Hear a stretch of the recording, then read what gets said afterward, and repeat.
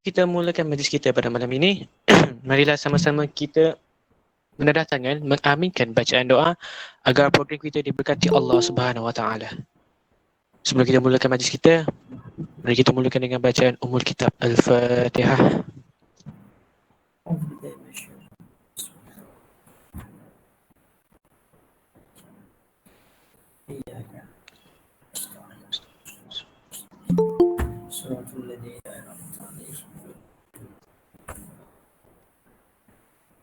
Bismillahirrahmanirrahim. Alhamdulillahi Rabbil Alamin. Wassalatu wassalamu ala ashrafil anbiya wal mursalin wa ala alihi wa sahbihi ajma'in. Ya Allah, sesungguhnya kami berhimpun pada hari ini bagi menyatakan kesyukuran di atas kurniaan-Mu yang tidak ternilai. Jadikanlah kami hamba-hamba-Mu yang sentiasa bersyukur sama ada nikmat yang sedikit maupun nikmat yang melimpah ruah kepada kami. Ya Allah, Ya Rahman, Ya Rahim. Sesungguhnya Engkau maha mengetahui bahawa kami di sini ingin menimba ilmu-Mu yang sangat luas bagi mengembangkan potensi kami sebagai hamba-hamba-Mu yang Engkau redai. Sungguh justru berkati dan rahmatilah perhimpunan kami ini. Kurniakanlah kepada kami ilmu-Mu, sinarilah hati-hati kami dengan cahaya dan hidayah-Mu. Semoga dengannya kami mudah menerima dan menghayati serta mengamalkannya. Ya Allah, Ya Rahman, Ya Rahim, kurniakanlah juga kepada kami kesihatan anggota, kecergasan minda, ketenangan jiwa dan kekuatan semangat. Semoga dengannya kami mampu menghadapi segala dugaan, cabaran dan juga masalah menimpa diri kami. Rabbana atina fid dunya hasanah wa fil akhirati hasanah wa qina azabannar. Wa sallallahu ala Muhammad wa ala alihi wa sahbihi wasallam walhamdulillahi rabbil alamin. Amin, amin, amin ya rabbal alamin. InsyaAllah program bicara ilmiah kita pada malam ini akan mengupas mengenai tajuk yang menjadi tanda tanya setiap orang, iaitu depresi dalam pandangan Islam. Seperti yang kita ketahui, kemurungan ataupun depresi merupakan perkataan yang sering menjadi topik perbualan semua orang, dan segelintir orang menganggapnya bahawa depresi ini bukanlah penyakit mental. Oleh yang demikian, marilah kita sama-sama berinisiatif untuk mencari punca dan cara merawatnya melalui ahli panel kita pada malam ini. Sebelum kita beralih ke tajuk bicara ilmiah kita, saya ingin memperkenalkan ahli panel kita pada malam ini. Beliau bernama Muhammad Naim bin Sadun atau lebih dikenali sebagai Ustaz Naim Sadun. Beliau dilahirkan pada 7 Mac 1983 di Hospital Banting dan beliau kini berusia 27 tahun. Bapa kepada dua orang anak ini mendapatkan pendidikan awal di Mahayat Ihya Al-Ahmadi di Banting, Selangor pada tahun 2006 sehingga 2010 dan lalu melanjutkan pengajiannya di Isma' Al-Ulum Al-Asyariyah iaitu di Bagan Datoh, Perak. Beliau juga telah berjaya menamatkan pengajiannya di Universiti Al-Azhar di Kahirah dalam bidang Ulum Islamiyah wa Arabiyah. Kini beliau sedang melanjutkan pengajiannya di peringkat master dalam bidang pengajian Islam di Open University Malaysia.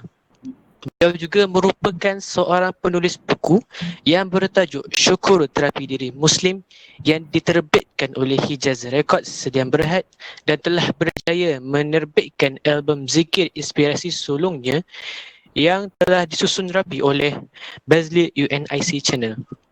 Terkini, beliau telah dinobatkan sebagai Murabbi Muda dan juara keseluruhan program realiti iaitu Da'i Muda Yadim 2020. Dan beliau kini menetap di Sungai Buloh, Selangor dan sedang berkhidmat sebagai pendakwah muda di sekitar Selangor dan Kuala Lumpur. Untuk melengahkan masa, saya ingin berjemput Ustaz Naim Sadun. Assalamualaikum Ustaz. Waalaikumsalam warahmatullahi. Sihat Ustaz? Alhamdulillah baik. Sihat. Nampak kacak Ustaz malam ni Ustaz? Alhamdulillah. Khabar? Okey, Sihat, baik. Alhamdulillah sihat. Alhamdulillah. Duduk di rumah saja Ustaz. Ya. Okey. Oleh itu izinkan saya untuk meneruskan program kita malam ni Ustaz. Silakan. Okey, Ustaz, seperti yang saya dah katakan tadi, depresi ni dia segelintir orang mengatakannya bahawa ianya bukanlah penyakit mental dan segelintirnya katanya ia adalah penyakit mental. Jadi saya ingin minta pada pandangan Ustaz lah kan. Apakah itu depresi dan apa juga dia punya punca-punca yang menyebabkan seorang itu mengalaminya depresi itu. Silakan Ustaz.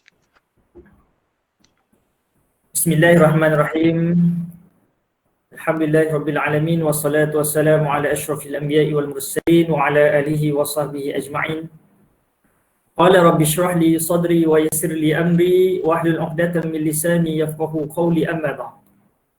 Yang saya muliakan, yang berusaha pengurusi RSY PPD merangkap host kita pada hari ini, Ahmad Zulfikar Rizal, seterusnya sahabat-sahabat daripada Politeknik Port Dickson ataupun sahabat-sahabat lain yang mungkin sertai kita pada malam ni. Terima kasih kepada anjuran rakan siswa Yadim dan seluruh yang hadir pada malam ini. Assalamualaikum warahmatullahi wabarakatuh. Apa khabar semua? Dah makan ke belum? Tengok macam ada yang lapar je. Yang lapar tu insya-Allah makan kat syurga. Amin insya-Allah. Assalamualaikum Ustaz. Amin. Pertama-tama dan selamanya kita mengaturkan banyak-banyak rasa syukur pada Allah kerana pada malam ni dalam ramai-ramai yang ada kat dunia ni, Allah Ta'ala jemput kita untuk sama-sama kita berkongsi, untuk kita sharing, untuk kita sama-sama menimba ilmu dalam satu topik yang hangat di pasaran pada hari ini, lebih-lebih lagi pada pandemik COVID-19. Ramai di antara kita yang berlaku depression, kemurungan, dan insyaAllah pada malam ini saya akan mengupas sedikit sebanyak dan sahabat-sahabat boleh mengumpulkan, memuntahkan seberapa banyak soalan yang relevan untuk ditanya pada penghujung sebagai satu pintu untuk membuka kekeliruan yang lama terbuku di dalam hati sahabat-sahabat sekalian. Sebelum kita teruskan, sudalah Ustaz mulakan dengan puji-puji pada baginda Rasulullah sallallahu alaihi wasallam, dan selawat yang biasa kita bawa adalah selawat at-tafijiyah. Sahabat-sahabat yang hafal boleh sama-sama ikut, yang tidak hafal boleh sama-sama dengan insya-Allah. Allahumma salli wa sallim wa zid wa barik alaihi wa ala alihi salawatullah wa salam alaihi.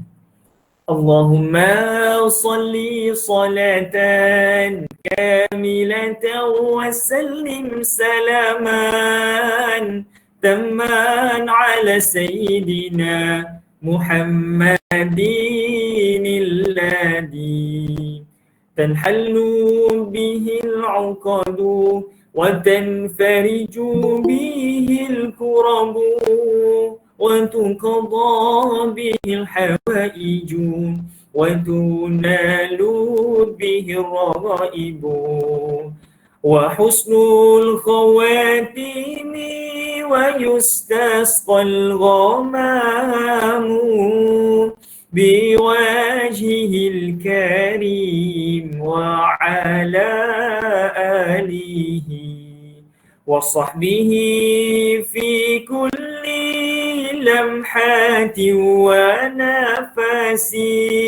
ونفس بعدد كل معلوم لك. اللهم صل وسلم وزد وبارك عليه وعلى آله صلوات الله وسلم عليه.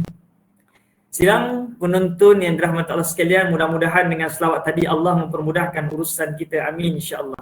Sahabat-sahabat boleh dapatkan selawat ini di YouTube, Facebook, Instagram dan juga Google. Type saja selawat at-tafijiyah, ramai asatizah yang mengalunkan yang boleh kita amal bersama insya-Allah. Baik, soalan daripada sahabat kita berkenaan tentang apa itu kemurungan.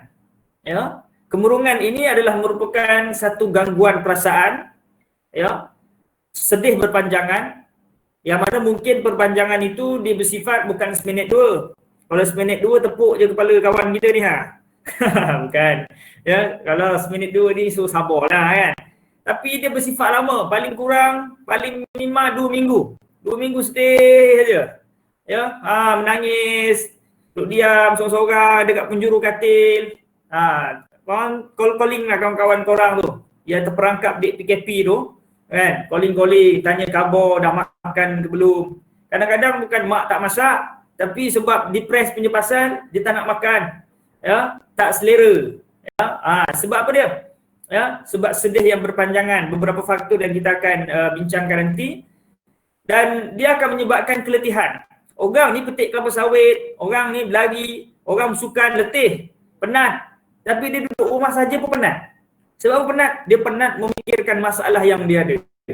Sebab masalah ni jangan terlalu difikirkan, tetapi kita cari jalan penyelesaian. Tapi orang yang mana dia tengah depres, dia sentiasa memikirkan masalah dia, apa yang akan berlaku lepas ni, macam mana nasib dia, ya, dan dia akan menyebabkan dia hilang tenaga. Bila kita terlalu murung, kita terlalu banyak fikir, dan dia akan merosakkan kita punya sistem. Dalam badan kita ni, dia ada cecair kimia dalam badan yang akan mengeluarkan mengikut jadual. Contohnya cecair dalam perut kita, ya, dia akan keluar untuk menghadam makanan pada masa yang sesuai.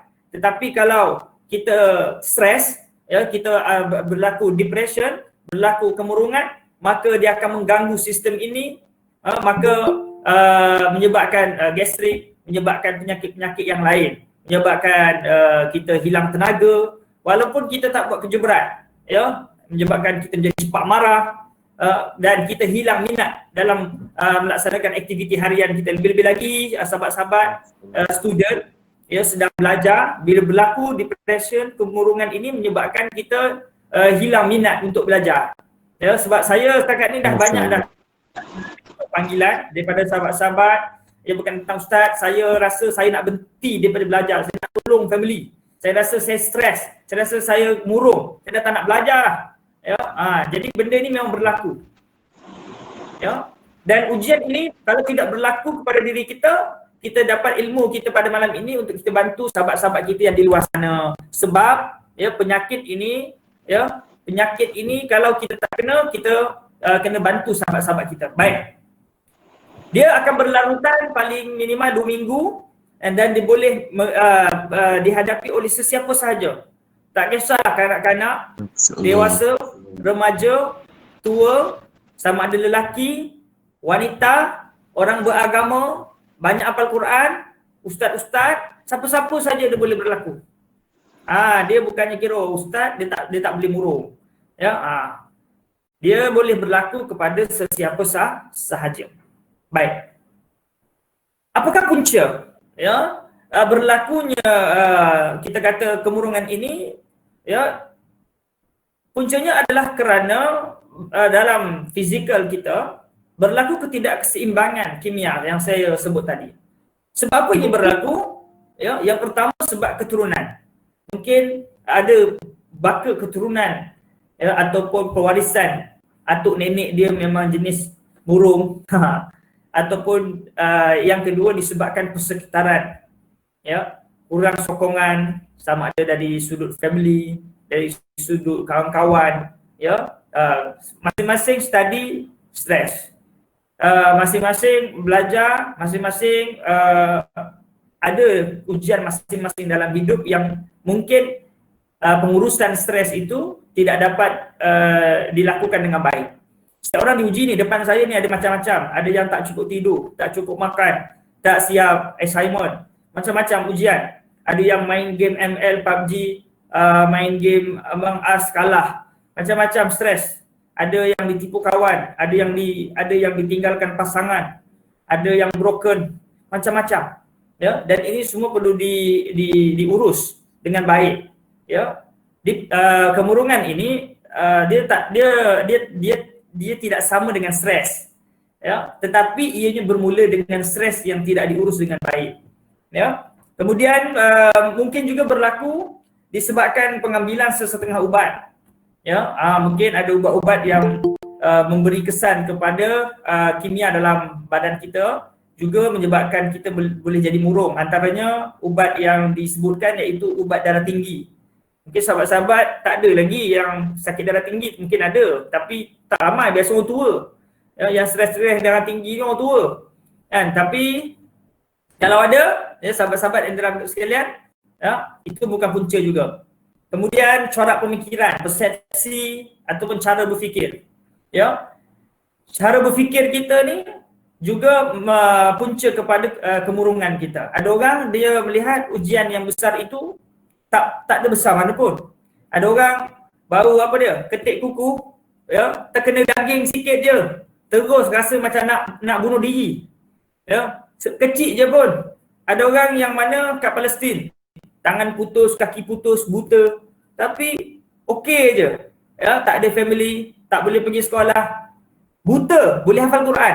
Kita ada mata, jangan kata hafal Quran, baca Quran pun malas. Nak beritahu apa dia? Macam mana cara memandang ujian? Ada orang memandang ujian bukannya besarnya ujian, tapi besarnya pahala yang Allah nak beri kepada seseorang itu. Ada orang memandang ujian bahawa ujian ni, memang sangat besar dah. Rasa macam nak kena bunuh diri je. Nampak tak? Dan setiap orang memandang ujian itu tak sama bagaimana persepsi dan cara berfikir seseorang itu. Ada orang berfikir bahawa anjing itu boleh makan dia. Ada orang berfikir bahawa tikus tu berbahaya. Ada orang berfikir lipas itu sangat berbahaya. Ya, yang menyebabkan dia murung. Ya, ada di antara kita kan takut apa? Takut lipas, takut tikus, benda-benda yang kecil. Ada orang lah kecil je pun. Kan?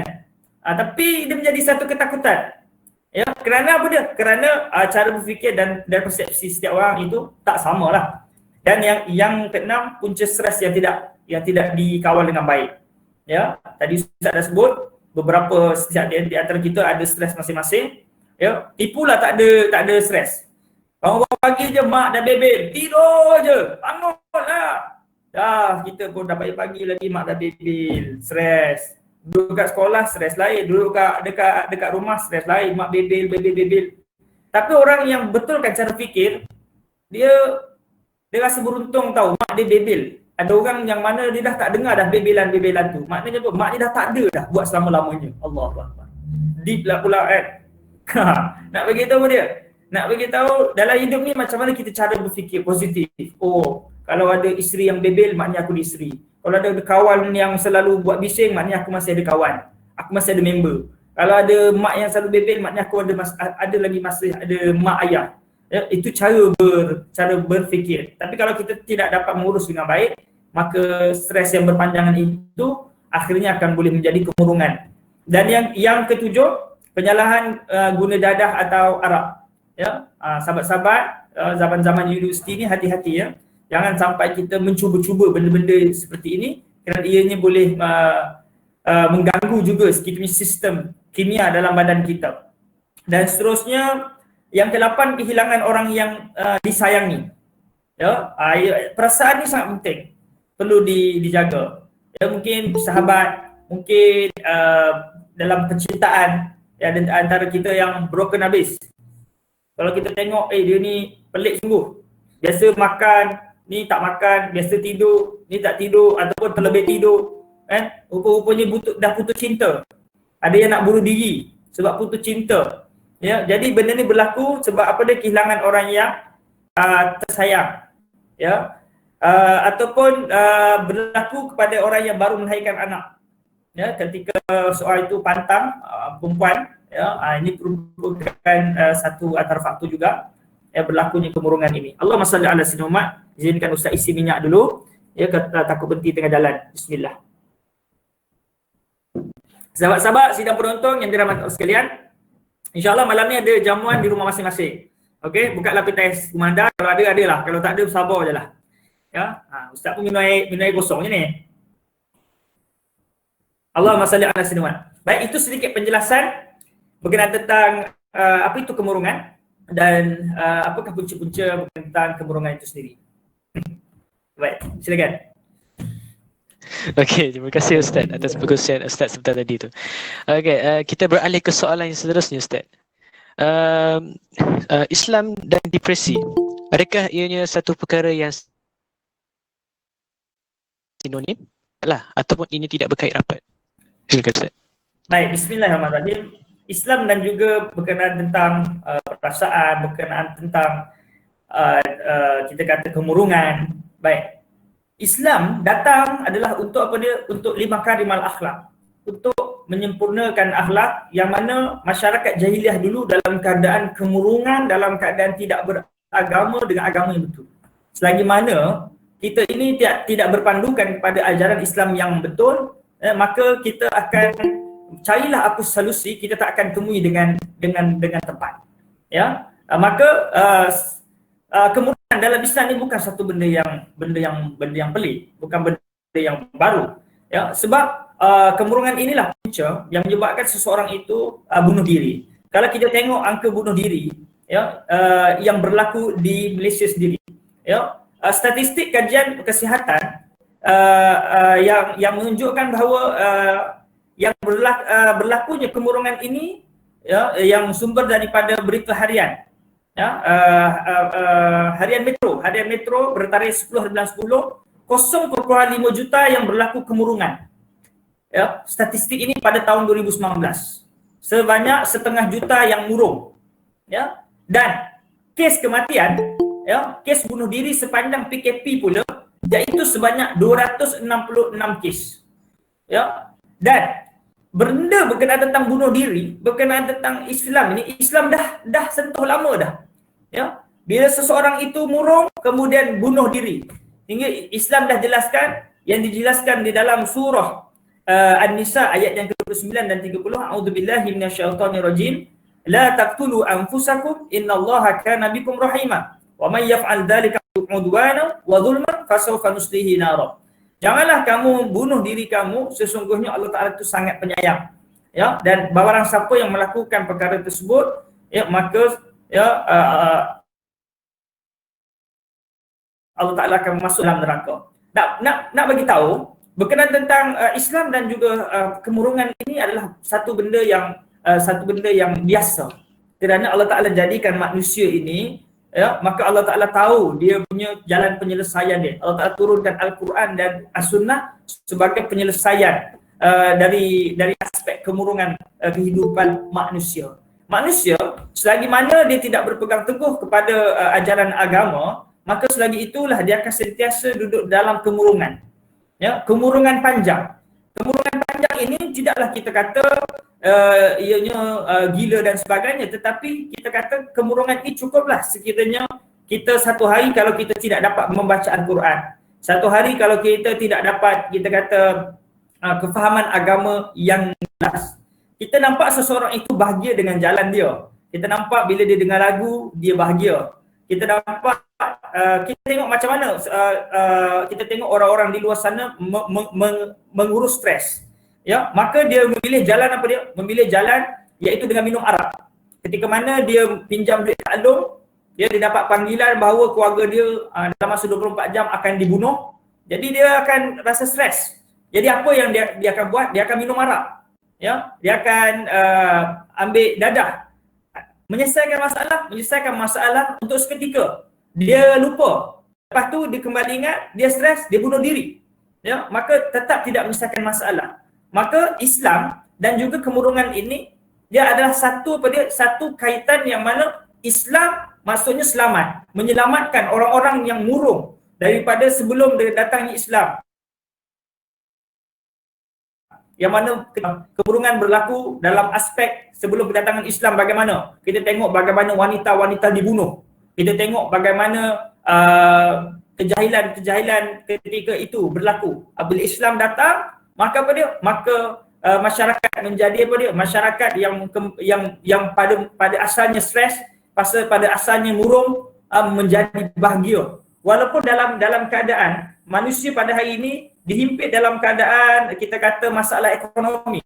Kalau kita tengok di Jepun, di negara-negara yang membangun, sahabat-sahabat sekalian, untuk pengetahuan, Jepun setahun melebihi 0.5 juta angka bunuh diri disebabkan kemurungan. Padahal Jepun merupakan sebuah negara yang sangat membangun dari sudut al-madiyah, kebendaan. Ya, kalau kita tengok negara-negara yang susah di Palestin, kita tidak dengar angka-angka kematian bunuh diri ini. Kalau kita tengok negara-negara yang kecil, yang miskin, mereka mati disebabkan keburuan, bukan mati disebabkan bunuh diri. Kerana apa dia? Kerana mereka mempunyai satu kekuatan yang mana ada kita kata kekuatan suntikan itu disebabkan pegangan terhadap agama Islam itu sendiri. Sebab itu Islam ini datang untuk apa dia? Untuk membantu masyarakat yang berlaku kemurungan ini untuk kembali menjadi manusia yang bahagia walaupun di mana posisi kita berada. Kerana bahagia ini bukan apa yang kita miliki. Sahabat-sahabat sangka kita miliki iPhone 12 kita bahagia. Kita miliki PS5 kita bahagia. Sahabat-sahabat percayalah, apa yang sahabat-sahabat miliki sekarang, sahabat-sahabat lebih bahagia daripada apa yang sahabat impikan.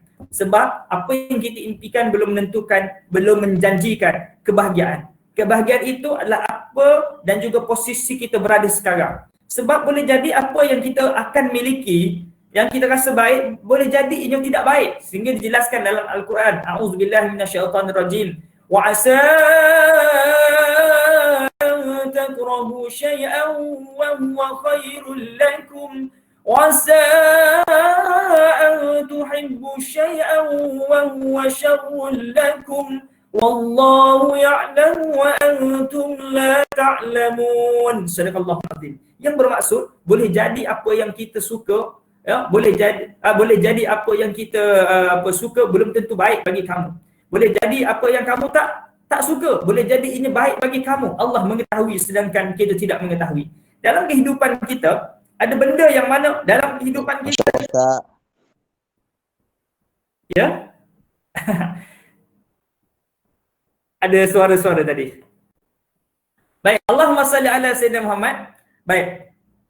Dalam kehidupan kita ini, apa yang berlaku dalam kehidupan kita ini, apa yang kita rasa ianya stres, mungkin ini lebih baik daripada apa yang kita nak. Sebab boleh jadi apa yang kita nak itu dia lebih stres. Contoh saya sebutkan. Sahabat-sahabat sekarang ni duit tak ada. Ya, ustaz jangan kata gitu. Tak, maksud saya, awak punya duit tak ada banyak macam orang jutawan. Ya, juta-juta, bilion-bilion. Sebab apa?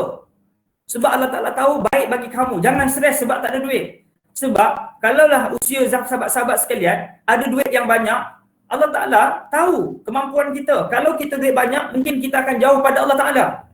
Hari ni kawan ajak, jom kita pergi disco. Astaghfirullahalazim, maksiat, dosa. Ya, kita akan cakap macam tu. Tapi kawan kita berkata, aku belanja. On tak on? On. Nampak tak? Bila ada duit, ya, kita tak nak buat dosa bukan sebab kita tak nak buat dosa, tapi sebab tak ada duit. Tak ada kemampuan nak buat dosa. Tapi bila adanya duit, adanya kemampuan, mungkin kita takut kita jadi terjebak pada dosa. Tadi tak bahagia sebab tak ada duit. Tapi adakah dengan banyak duit kita boleh bahagia? Bila banyak duit, kita lalai pula. Ya, kita pergi berjoli di sana, berjoli di sini, kita akan jadi lebih stres dengan duit yang ada. Sahabat-sahabat, saya nak tanya, kalaulah malam ni sahabat-sahabat ada 1 juta, sahabat-sahabat boleh tidur malam tak? Semalam tak boleh tidur sebab fikir duit tak ada nak bayar yuran. Tapi malam ni ada 1 juta, sahabat-sahabat boleh tidur ke tak boleh tidur? Tak boleh. Tak boleh, Ustaz. InsyaAllah boleh. InsyaAllah boleh tidur. Sebab apa dia? Belum dapat. Belum dapat. Kalau dapat, confirm tak boleh tidur. Nak bagi tahu apa dia? Allah memberi sesuatu itu yang terbaik. Nampak tak? Kita tak ada duit memang stres. Tapi boleh murung. Tapi kalau banyak sangat duit pun, ya, kemurungan itu mungkin boleh berlaku dengan lebih dahsyat lagi. Allah ini memberi apa yang perlu, ya, sedangkan kita nak apa yang kita mahu, dan biasanya apa yang kita mahu itu adalah nafsu. Ya, sahabat-sahabat, sebab itu Islam dan juga kemurungan ini adalah satu yang bukanlah kita kata ia tak ada kaitan, tapi Islam sangat membantu, ya, dalam Al-Quran sendiri, ya, banyak ayat-ayat ataupun banyak galakan, dorongan yang kita akan bincangkan selepas daripada nanti, insya-Allah. Silakan. Baiklah, terima kasih Ustaz atas perkongsian sebentar tadi pada Ustaz. Saya sangat bersetuju dengan apa yang Ustaz katakan tadi. Islam tidak berkait terlampau jauh, tapi ia akan berkait sedikit tentang kemurungan. Okey.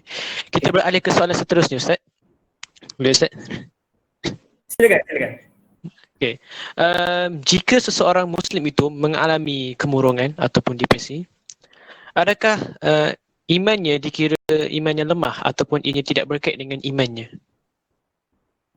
Baik, Allahumma salli ala Sayyidina. Tadi Ustaz dah sebut berkenaan tentang semua orang boleh kena, tak kisahlah dia tu Pak Haji ke, Tok Imam ke.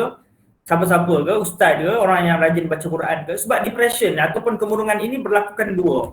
Pertama, ianya mungkin disebabkan tadi kita dah sebutkan, sebab keturunan, sebab pengambilan ubat, sebab faktor-faktor sekeliling, ya, ataupun kita kata sebab hormon, ya. Dan yang kedua sebab tidak mengurus, kita kata stres dengan baik. Jadi kalau orang yang mana dia ni dan penyakit ni juga ada dua, satu penyakit hati, satu lagi memang penyakit yang dia sakit dekat kepala dia. Ya, itu satu juzuk yang lain.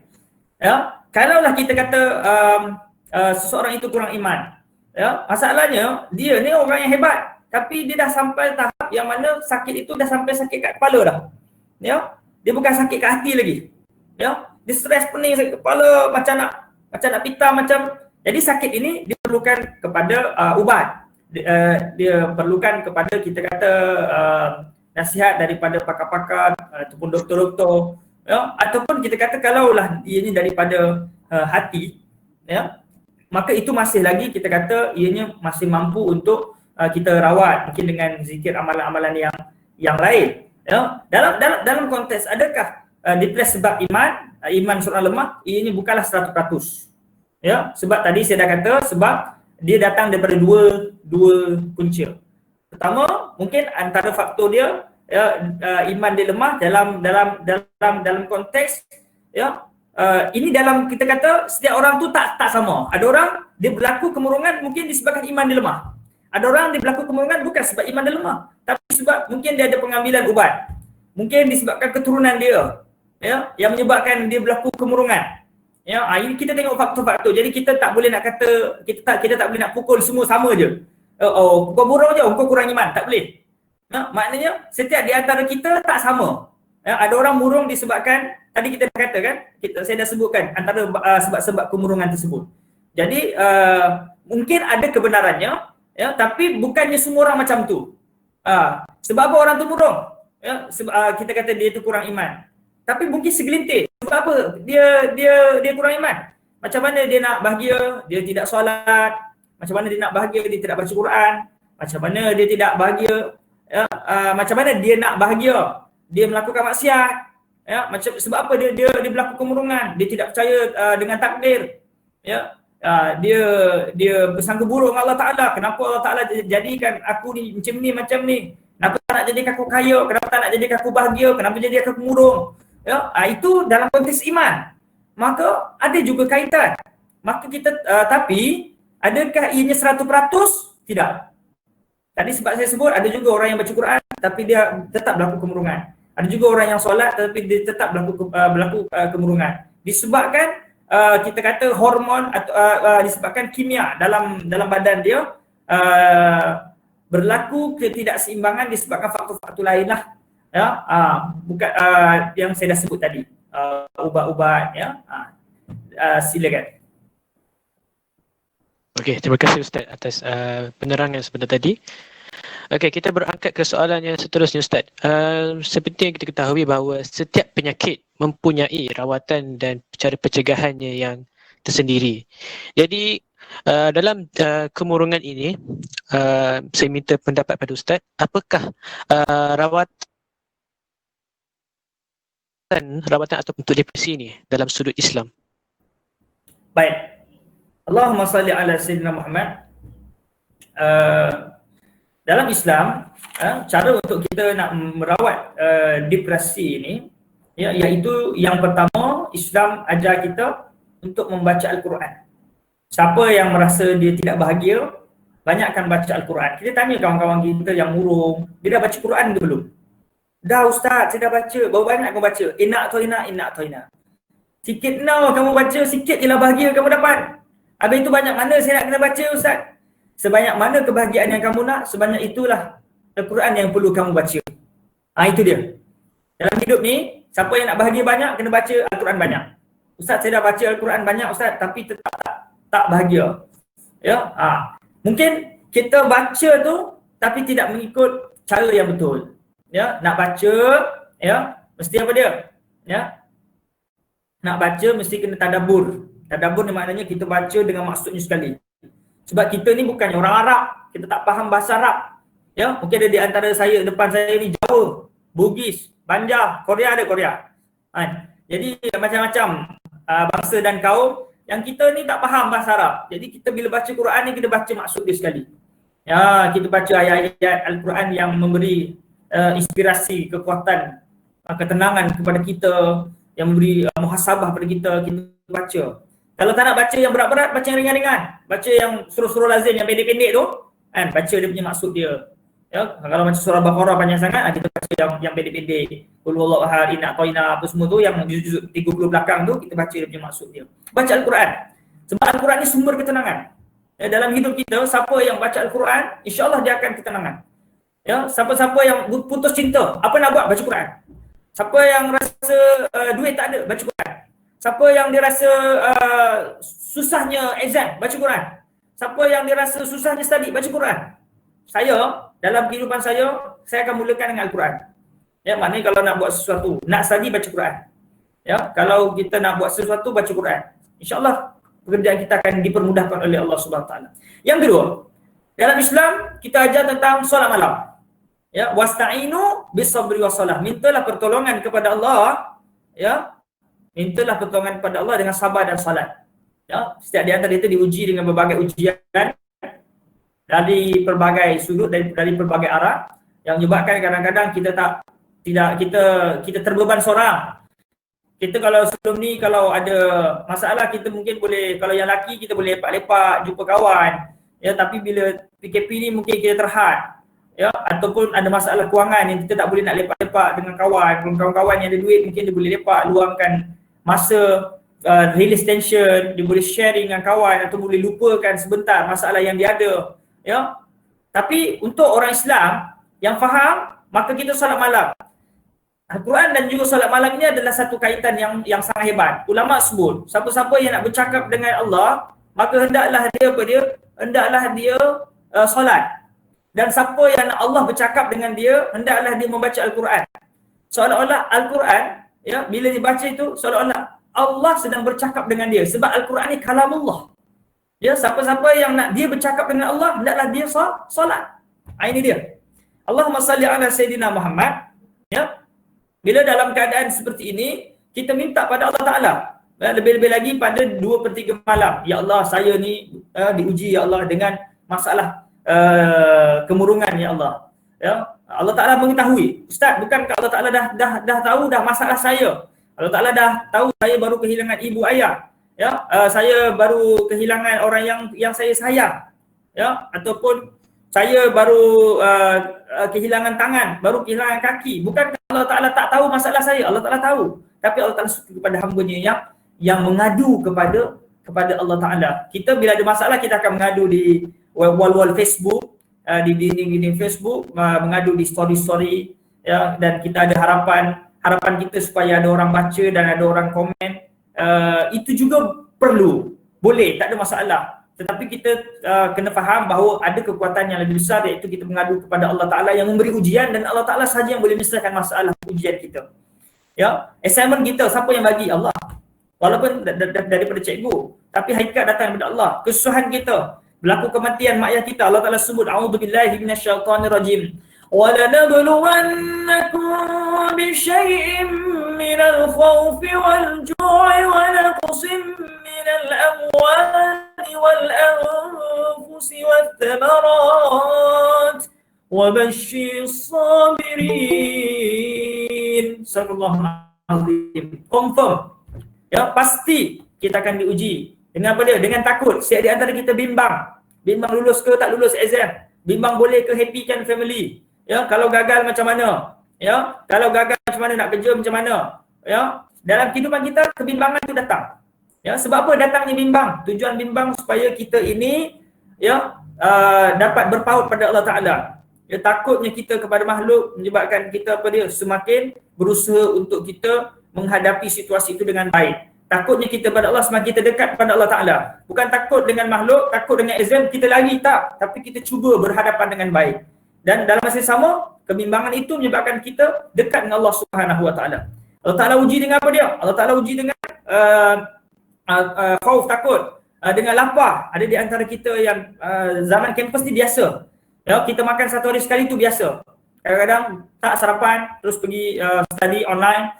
Ya, kemudian tak ada makan tengah hari, petang baru makan. Itu biasa. Ya, malam pun tak ada makan. Makan pun makan Maggi je. Dalam dunia kampus, dalam dunia belajar tu biasa. Sebab makan yang kurang itu penting juga untuk menyebabkan kita ini lebih fokus pada belajar dan tidak fokus kepada makan.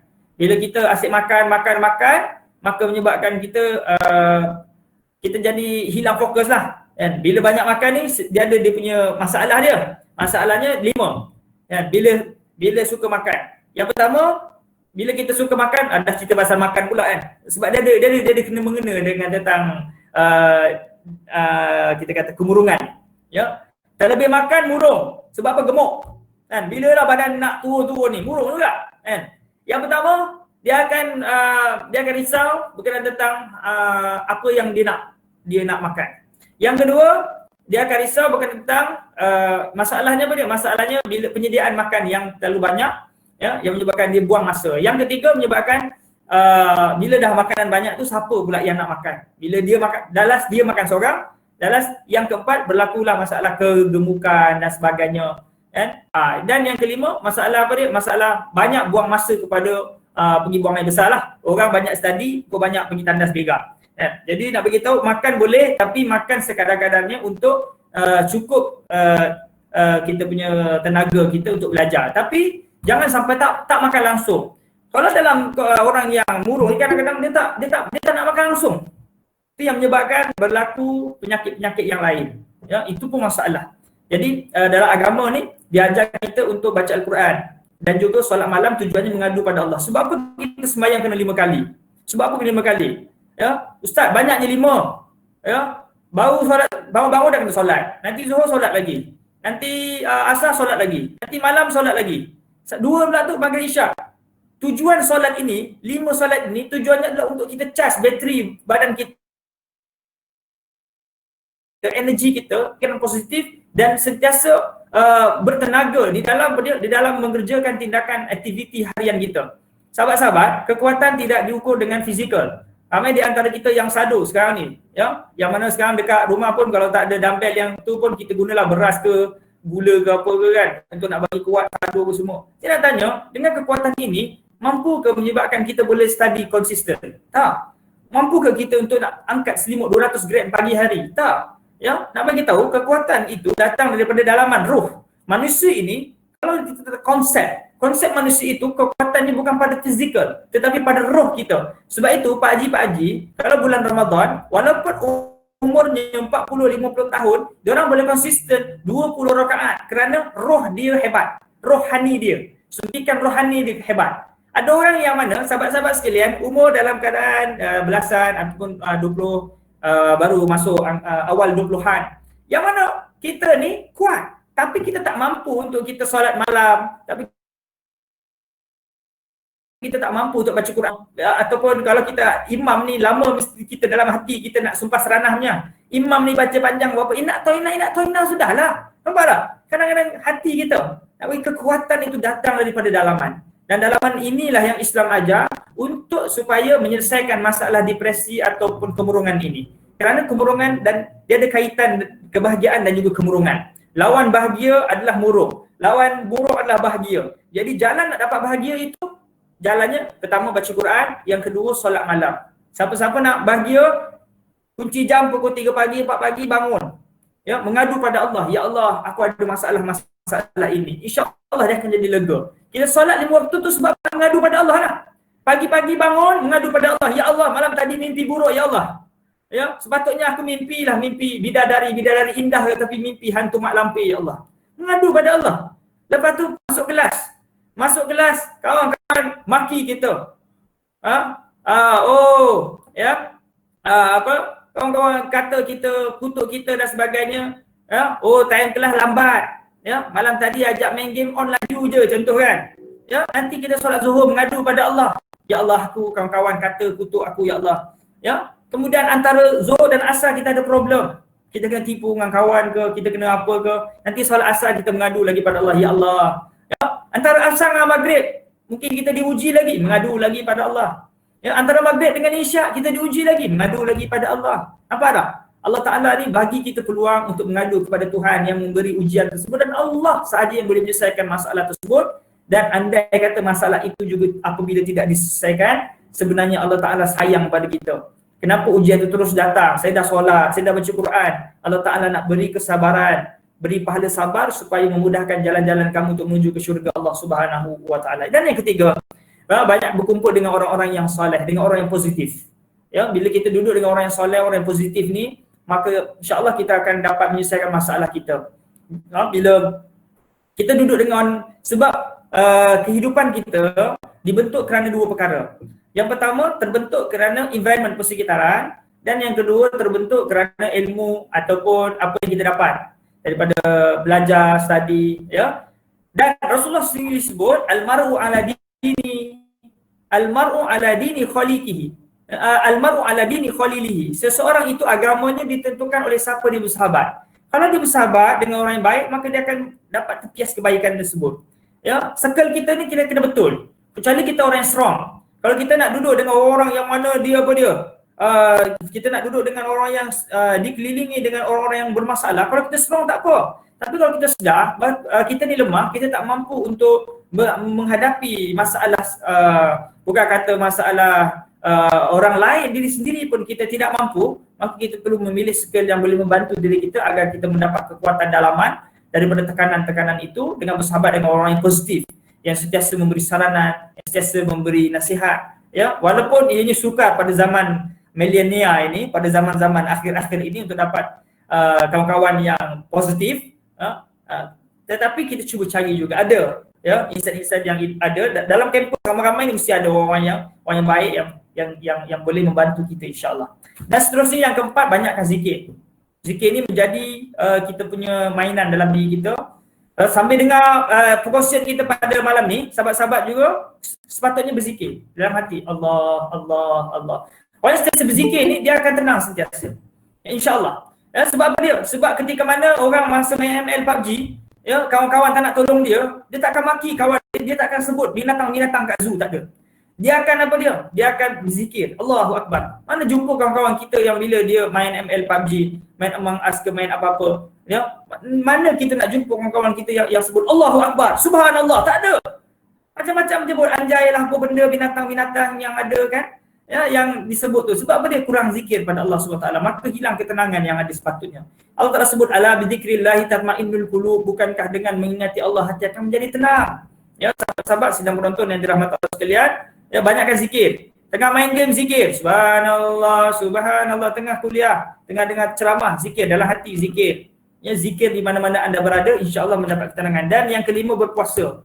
Ya, sahabat-sahabat yang mungkin duit tak ada banyak apa semua, daripada aku berlapar, baik aku berpuasa. Puasa ni akan menyebabkan kita jadi tenang. Orang baru nak maki kita, nak pukul kita jadi sabar. Sabar, aku sabar je sebab aku puasa. Kalau tak, nampak tak? Kita puasa.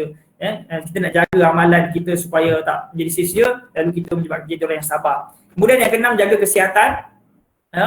Ingat, kesihatan ni punca kepada emosi kita. Ya? Kalau kita makan cukup, tidur cukup, kita bersenam cukup, ya, kita jaga kesihatan mental dan juga fizikal kita. Ya, dari segi rohani kita cukup, baca Quran cukup, solat cukup, kesihatan kita, fizikal mental jaga, insya-Allah kita dapat jadi orang yang okey. Dan dalam Islam juga, fasalu ahla dzikri in kuntum la ta'lamun, Islam penyelesaian dalam semua perkara. Dalam Al-Quran memang tak ada sebut depresi, dalam Al-Quran memang tak ada sebut berkenaan tentang kita kata macam-macam penyakit, tapi Al-Quran disebut fasalu ahla dzikri in kuntum la ta'lamun, tanyalah kepada orang yang tahu sekiranya kamu tidak tahu. Ya, maknanya apa dia? Maknanya dalam konteks kalau kata ustaz saya dah baca Quran semua dah ni tapi tak selesai juga. Tanya pada orang yang tahu. Apa dia? Rujuk kepada pakar-pakar, pakar profesional. Ya, kita kata fasiliti kesihatan yang berdekatan di tempat masing-masing. Tanya, ya, mengadu apa yang berlaku. Mungkin ada ubat-ubatan yang sesuai yang boleh membantu, yang bukan semata-mata dengan baca Quran, solat malam, berkumpul dengan orang solat, berkumpul dengan orang soleh, berzikir, puasa, ya, tetapi juga ada juga ubat-ubatan yang kita perlu ambil sekiranya perlu dalam menangani kita kata kemurungan ini. Ya, itulah nasihat yang saya boleh concludekan dalam kita kata perbincangan bagaimana Islam memandang dan juga merawat dalam penyakit kemurungan ini. Silakan.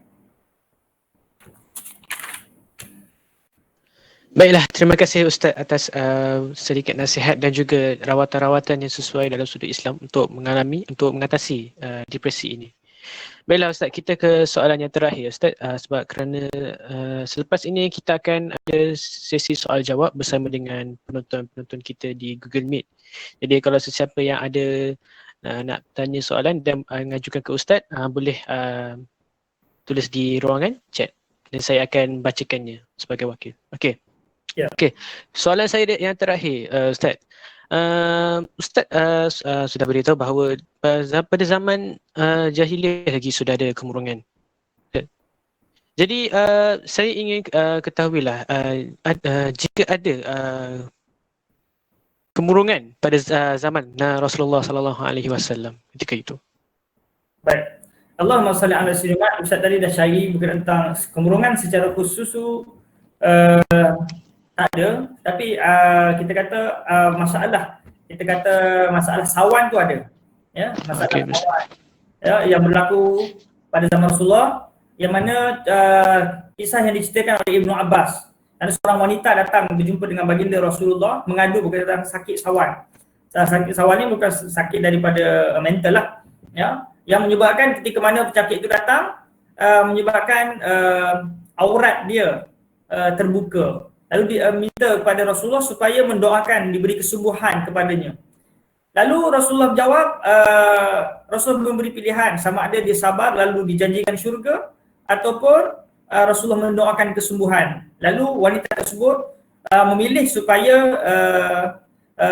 terus sabar dan juga diberi supaya didoakan agar apabila penyakit itu datang tidak terbuka auratnya. Lalu Nabi juga telah mendoakannya dan ianya telah diriwayatkan dalam sebuah hadis, iaitu hadis Bukhari. Ataupun kisah secara khusus berkenaan tentang penyakit-penyakit kemurungan ini, itu sahaja yang saya jumpa setakat ini. Wallahu a'lam. Okey, baik Ustaz.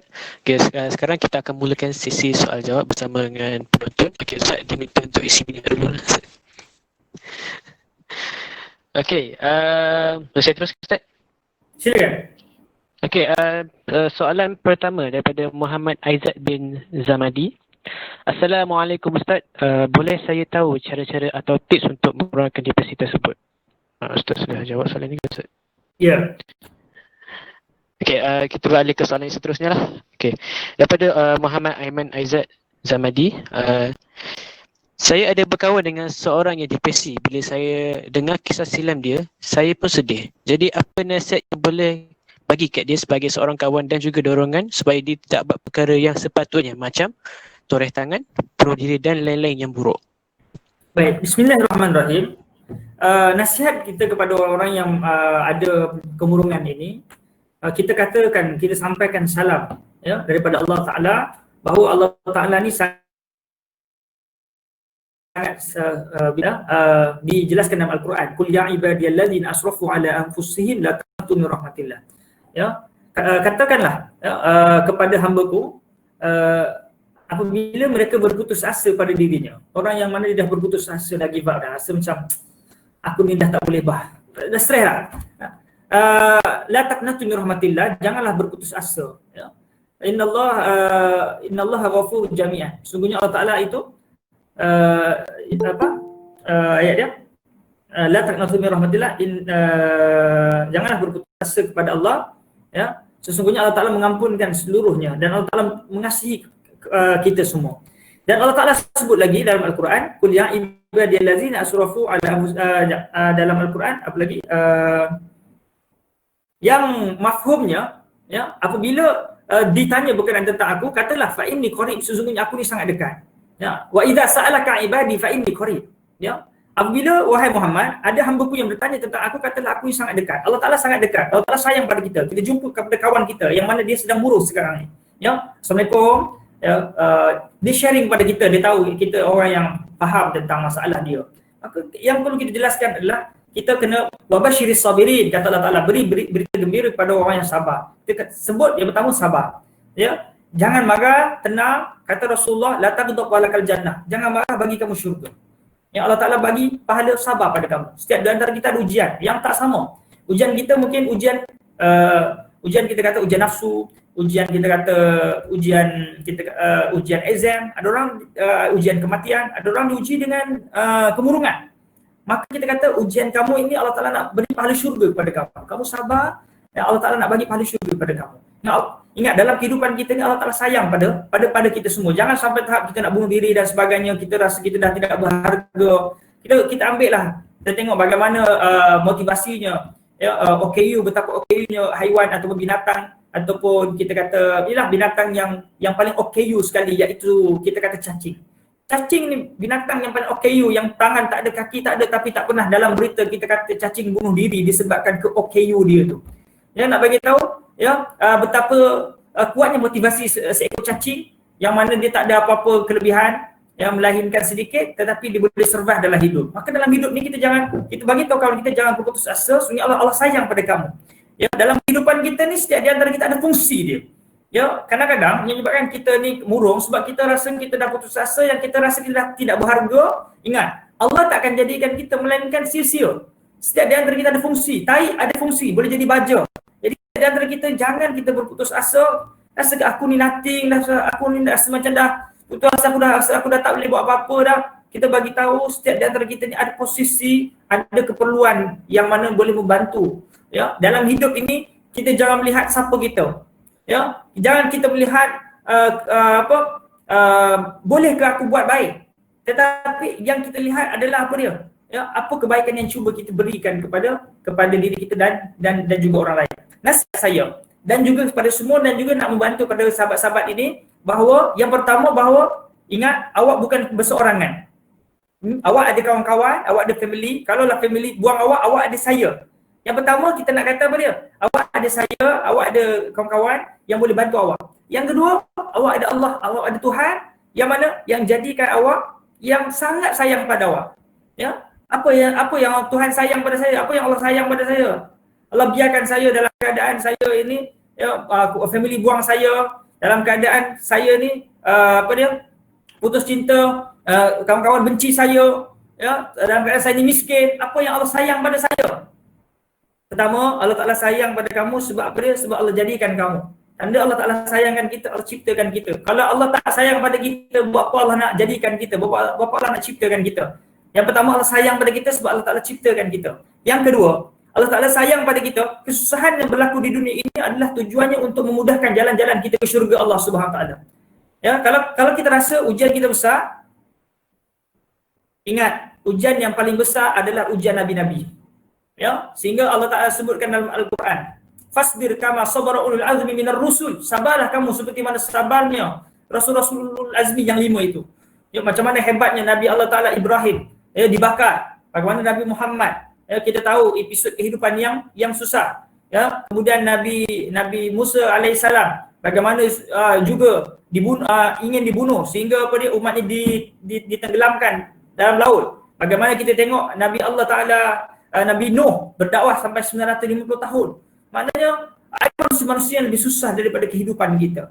Kenapa kekasih Allah Ta'ala Nabi diuji dengan begitu besar? Kemurungan awak sebab apa? Sebab saya dicaci, saya dihina, orang benci saya. Awak siapa? Kita manusia biasa. Nabi Muhammad, Nabi itu pun dicaci, dihina, sedangkan dia kekasih Allah. Kenapa Allah melakukan sedemikian? Adakah Allah Ta'ala tak sayang kepadanya? Allah sayang. Allah uji tanda Allah sayang. Maknanya sekarang, bila awak sedang diuji, awak sedang murung, awak diuji dengan tekanan, maknanya Allah sedang sayang kepada awak. Allah sayang pada awak sekarang.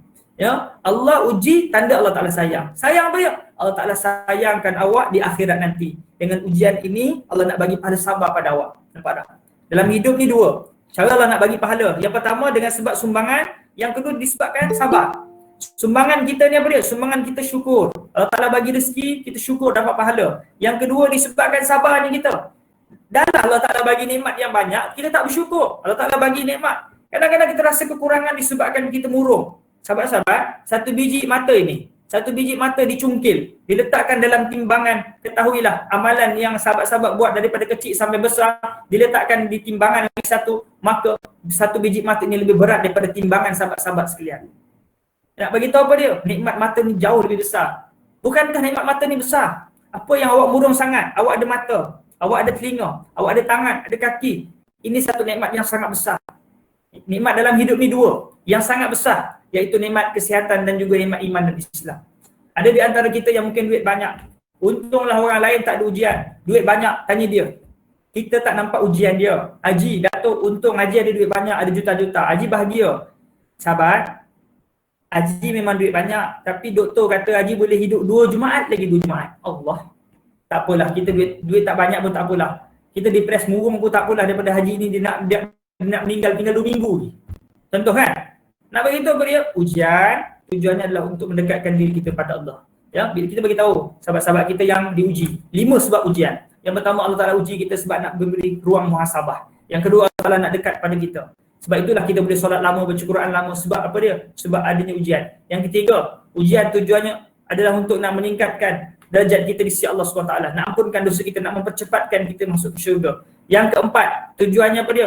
Tujuannya ada kita kata connection, hubungan dengan Allah Ta'ala yang lebih erat. Dan yang kelima, ujian tujuannya apa dia? Tujuannya adalah tanda Allah Ta'ala sayang kepada kita. Jadi sahabat-sahabat kita yang diuji ni, kita pesan pada dia, wabashiri sabri, beri berita gembira kepada dia. Ingat sahabat-sahabat, awak ni diuji, tanda Allah Ta'ala sayang pada awak. Ya, itu saja jawapannya. Tanda Allah sayang. Apa yang berlaku di dunia ni, tanda Allah sayang pada kita. Motor rosak, motor suku hilang, putus cinta, apa yang berlaku ni tanda Allah sayang pada kita. Allah hanya memberi yang terbaik dalam hidup. Mak awak koma, mak awak meninggal, apa yang berlaku tanda Allah sayang pada kita. Apa yang Allah Ta'ala sayang? Setiap ujian yang berlaku, Allah akan gantikan ganjaran yang lebih hebat di syurga. Allah gantikan dengan syurga. Tak ada yang lebih mahal daripada syurga, tak ada yang lebih mahal. Ya, iPhone 12, PS5, harta, kawan, itu semua murah. Yang mahal tu syurga. Bila awak sabar sekarang, Allah akan gantikan nilai yang syurga. Silakan. Terima kasih Ustaz atas jawapan Ustaz sebentar tadi. Soalan seterusnya daripada K. Assalamualaikum Ustaz. Saya ada soalan di luar topik. Boleh Ustaz saya sambung? Silakan. Adakah seseorang itu boleh jatuh syirik jika dia mengandaikan kedudukan Allah Subhanahu Wa Taala kerana sebahagian orang mereka menganggapkan Allah itu berada di atas arasy kerana itu dikira sebagai menentukan zat Allah. Ustaz boleh perjelaskan? Terima kasih. Baik. Allahumma salli ala sayyidina Muhammad. Adakah setiap orang cara pandang dia tak sama, cara fikir tak sama dan dia mengambil ilmu pun tak sama. Dan kita dalam akidah Ahlussunnah wal Jamaah kita berpandangan bahawa Allah ini laisa kamitslihi syai'. Allah Taala ni tidak sama dengan sesuatu. Ya, Allah Taala tidak bertempat seperti kita. Ya, Allah Taala bukan di langit, Allah Taala bukan di bumi, Allah Taala bukan di mana. Allah Taala tidak bertempat. Kita perlu tempat, kita hujan, kita perlu rumah untuk berteduh. Allah Taala juga tidak perlukan masa. Allah Taala tidak perlukan esok, semalam dan juga hari ini. Sebab apa? Sebab Allah Ta'ala itu Tuhan. Allah Ta'ala yang jadikan masa yang diprogramkan untuk kita yang hidup. Ya, jadi dalam hidup ni Allah Tuhan tidak sama. Kita diajar. Islam ajar kita supaya dalam melihat kebesaran Allah Ta'ala, melihat kehebatan Allah Ta'ala bukan melalui zat Allah Ta'ala tetapi melalui sifat-sifatnya. Sifat Allah Ta'ala apa dia? Ar-Rahim, Ar-Rahman. Daripada 99 nama, 100 kecuali 1 itu 99 nama untuk melihat kehebatan Allah Ta'ala melalui sifat-sifatnya bukan melalui zatnya. Bukan melalui Allah Ta'ala ada tangan ke, Allah Ta'ala tinggal di mana ke, di aras ke, di mana, itu bukan. Sebab dalil ni mudah je. Laisa kamitslihi syai'un. Allah Ta'ala itu tidak menyerupai dengan makhluk. Ya, maka adakah jatuh syirik ke tidak jatuh syirik sekiranya awak mengatakan bahawa Allah Ta'ala itu sama macam makhluk, bertempat, maka ianya boleh jatuh dosa lah. Boleh jatuh dosa. Ya, tetapi sekiranya awak caranya mudah saja. Sekiranya berlaku pertengkaran ini, kita pun tidak mempunyai ilmu yang banyak. Kita ambillah pandangan ulama-ulama salaf. Ulama-ulama salaf ini iaitu menyerahkan kepada Allah Ta'ala. Dalam ayat-ayat mutasyabihat, ayat-ayat yang dalam Quran yang menyebutkan tentang yadullah fawqa aydihim, tangan Allah. Adakah kita nak memberi masuk tangan? Berkenaan Allah Ta'ala itu ala arsy istawa, ada di atas arasy. Adakah kita nak meletakkan Allah Ta'ala tu di arasy? Bagaimana kita nak mentafsir ayat ini? kita serahkan kepada Allah, mudah saja. Bila orang tanya pandangan, Ustaz, apa pandangan awak? Saya serahkan kepada Allah Taala. Wallahu a'lam. Saya pun tak tahu apa maksud sebenar. Selesai. Ya, tak ada berlaku pertembungan. Kita serahkan saja kepada Allah. Ini cara yang paling mudah. Maksudnya, contohnya dalam Al-Quran ada huruf qaf saja. Ada huruf alif lam mim. Apa maksud alif? Apa maksud lam? Apa maksud mim? Apa maksud huruf qaf? Apa maksud nun aja dalam Quran? Apa maksud yasin? Saya serahkan pada Allah dah. Tak payah nak petikai, menjadikan di satu khilaf panjang, jadikan satu perbalahan panjang. Yang mana orang di luar sana tak dapat makan, kawan-kawan kita kebeluran, depression, sakit kepala, pening kepala, kemurungan, jauh lebih penting untuk kita bincangkan. Silakan. Terima kasih Ustaz. Kita ke soalan seterusnya. Assalamualaikum warahmatullahi wabarakatuh. Da'i, Allah ungkapkan di dalam Al-Quran mengenai Maryam alaihissalam, aduhai, alangkah baiknya aku mati sebelum ini dan aku menjadi barang yang tidak bererti lagi dilupakan. Surah Maryam. Sebelum Jibril menyerunya dengan kabar gembira daripada Allah Subhanahu Wa Taala. Kemudian tentang Nabi Yaqub alaihissalam yang buta matanya. Surah Yusuf. Menangisi nasib Nabi Yusuf alaihissalam. Adakah ini antara contoh bahawa depresi itu tidak berkait dengan keimanan? Baik, Allah SWT berkenaan tentang minta mati, stres, minta meninggal dunia dan sebagainya ini.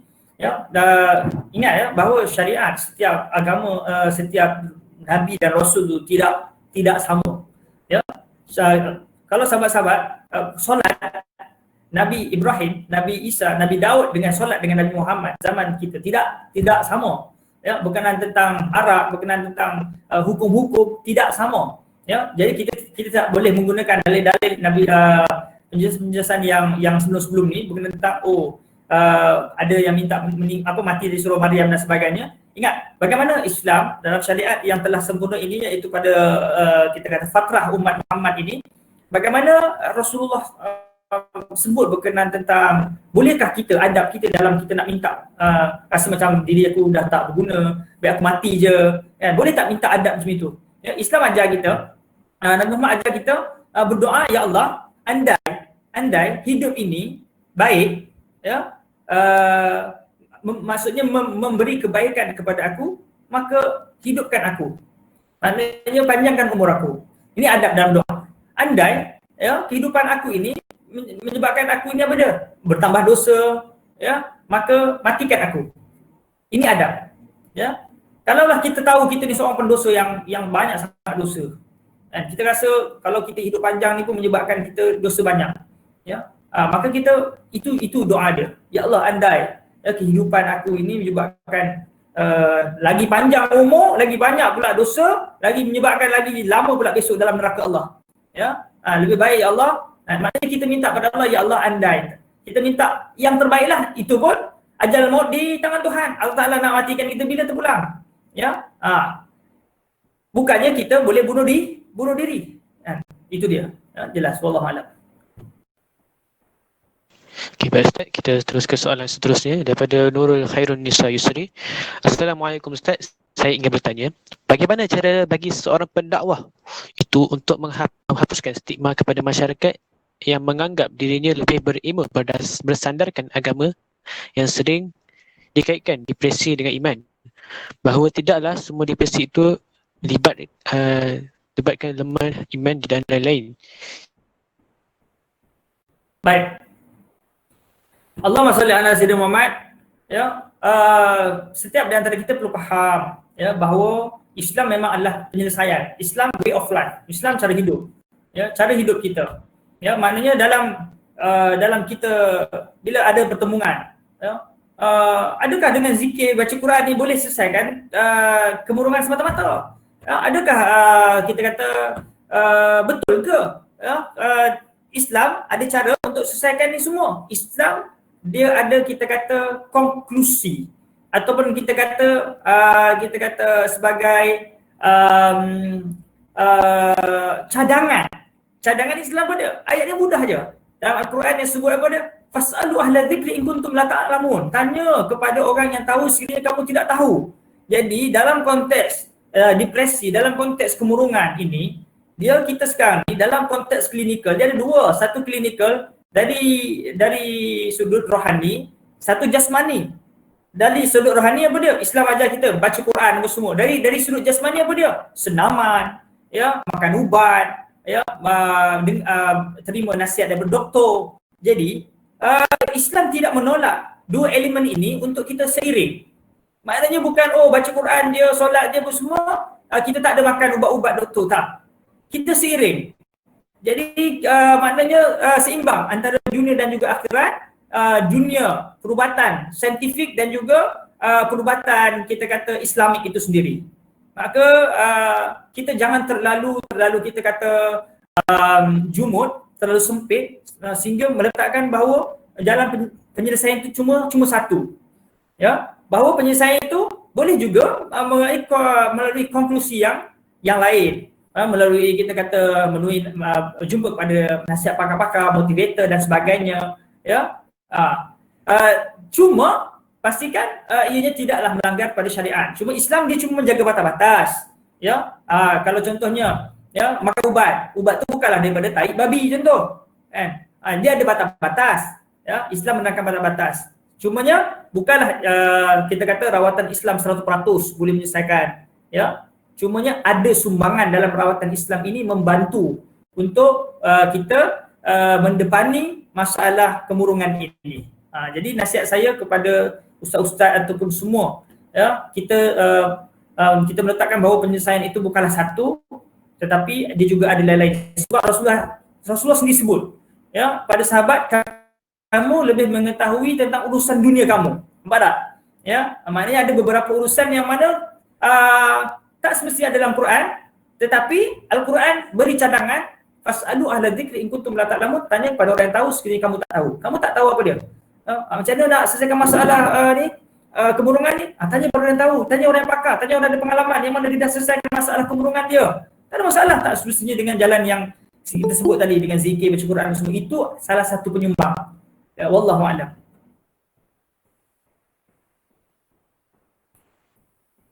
Baiklah, terima kasih Ustaz.